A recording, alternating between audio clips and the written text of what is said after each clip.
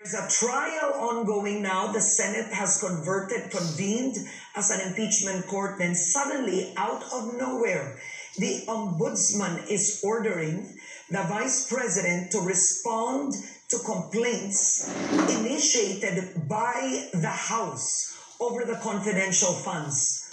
What do you make of this? You're casting doubt on this. Bakit po? Why are you suspicious? Okay. First, the Office of the Ombudsman has no jurisdiction at this point, has no investigative powers or authority at this point over the Vice President, who is an impeachable official. That is very clear under the Ombudsman Act itself, the Republic Act 6770, specifically sections 21 and 22.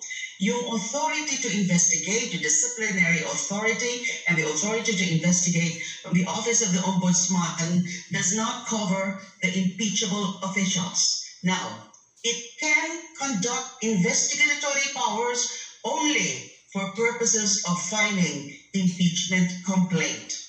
Now, we all know there is now an impeachment complaint filed by the House. The articles of impeachment has been transmitted to the House. And then the Senate has constituted itself as an impeachment court and has in fact convened initially. Now, so I'm perplexed why there is this intervention now by the Office of the Ombudsman, especially so that we're looking at a preliminary investigation stage on the part of the Ombudsman. When they issued the summons to VP Sara for her to file her counter affidavit within 10 days, that is already the start of a preliminary investigation proper. Normally, especially if it involves, complicated cases or there are lots of evidence to review, etc. Hindi ka agad yan dinidiretso sa preliminary investigation. Yun po ang pagkakaalam ko. Although I'm not really a practitioner before the Office of the Ombudsman. But normally, kasi I remember nung refer namin yung PDAF case sa Ombudsman, kasi as you would recall, the investigation was started by the NBI DOJ Special Task Force. And then our findings were transmitted to the Office of the Ombudsman. And the Office of the Ombudsman also conducted its own investigation for the purpose of assessing, evaluating, and also case build-up. Now, bakit ito parang minamadali?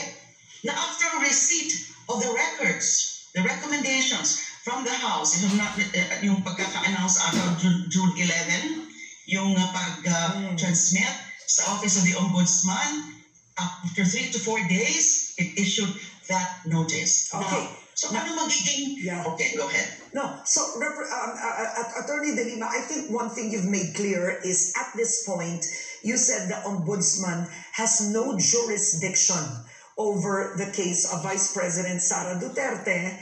You've cited two sections. Yeah? Yes. And that's because the Senate already has jurisdiction as an impeachment court.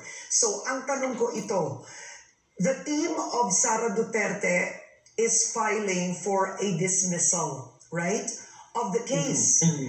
Once the 20th Congress comes in, do you believe now that they could use this? Pwede ba sabihin ng mga senador na allied with the Vice President, we can dismiss it kasi may kaso naman sa Ombudsman eh.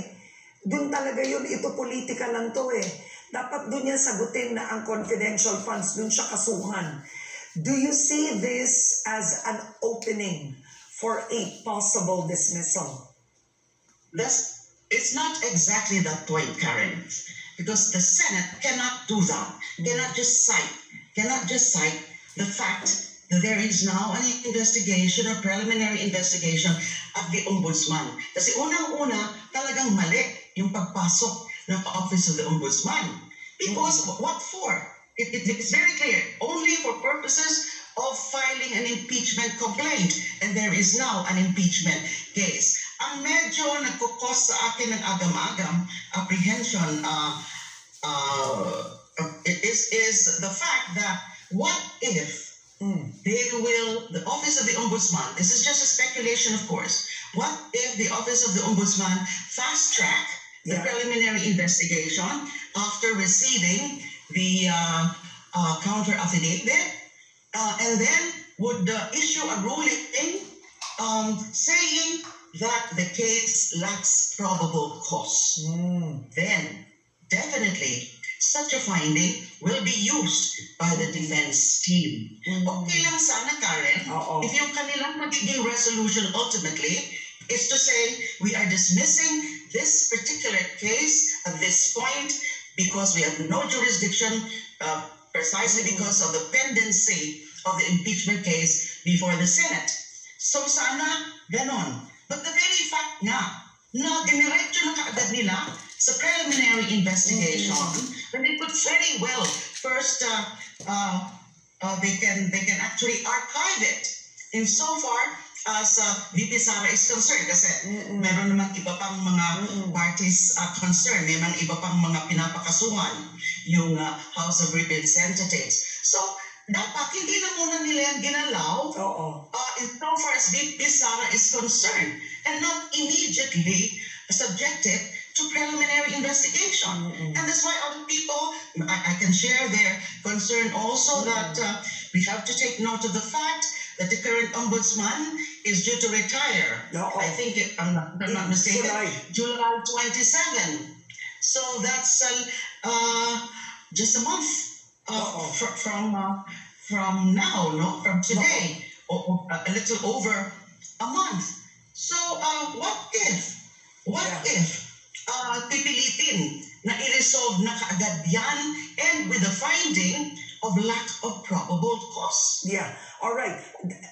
So you did say in an interview, well, number one, a little bit of history is Ombudsman Samuel Martirez was appointed by former President Rodrigo Duterte in 2018. But yes, he is set to retire in July this year, 2025. In the report, sinabi niya no dismissal. So that's out of it. But if it's fast-tracked to lack of probable cause, do you believe that will strengthen? That will strengthen the defense's argument in the Senate, in the 20th Congress. That will be used by the defense team, but it cannot be entirely the basis for trying to,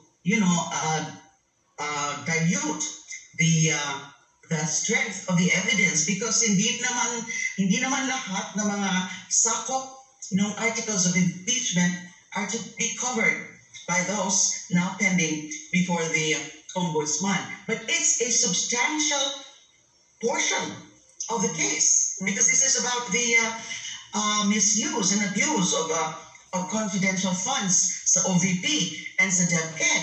And I do believe among the articles of impeachment, there are 7 articles of impeachment. Isa yan sa pinakamalakas na ground. So at this point, hindi pwede dapat talaga makialam ang Office of the Ombudsman. O kaya, they can, of course, they have the prerogative, let's say, to do an internal investigation at this point.